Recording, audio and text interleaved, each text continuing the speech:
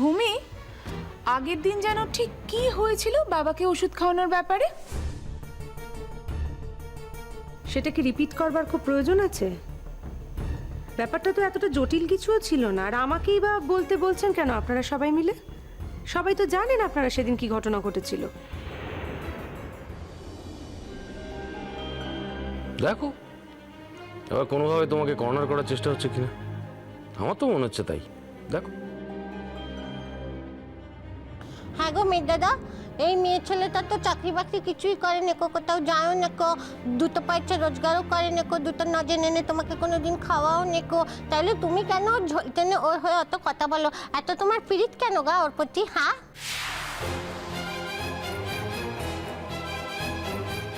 পারি কথায় কথায় কথা বলেছে, তুমি থামবে কেন? কেন থামবে কেন? শুভ থামবে কেন? থামবে কেন? মেয়ে আমার হাবা গোবা যাই হোক না কেন, কতখানি তো ঠিকই বলেছে। তুমি আবার ঝোল টানতে যাও কেন? প্লিজ আগে একটু বুঝে নি কি হয়েছিল, তারপর কথা হবে। কি আবার হয়েছিল?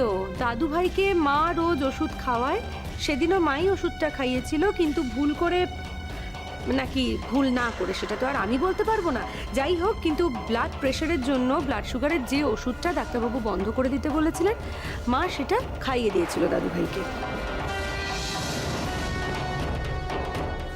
হ্যাঁ হ্যাঁ, ঠিকই তো, ঠিকই। এত বড় ভুল কেউ করে? আর ব্লাড প্রেশারের জন্য যে 5টা ওষুধ থাকার কথা, সেটা তো একদম ইনট্যাক্ট থাকার কথা ছিল, তাই না? কি আশ্চর্য ব্যাপার, আমি তো বুঝতে পারছি না যেটা আমাকে জিজ্ঞেস করা হচ্ছে কেন। ওই দিন ওখানে তো আমি একা ছিলাম না, সবাই ছিল। কি মেজকা, মেজু কাকিমা, তোমরা বলো। ভূমি, আমাকে আর কিছু বলতে বলো না। তুমি বুঝতেই তো পারছো এই বাড়িতে আমার কথা বলাটাই খুব মুশকিল হয়ে যাচ্ছে। বুঝলে ভূমি, তোমার মেজকার তো একটাই মুশকিল, অন্যায় দেখলে প্রতিবাদ না করে থাকতে পারে না।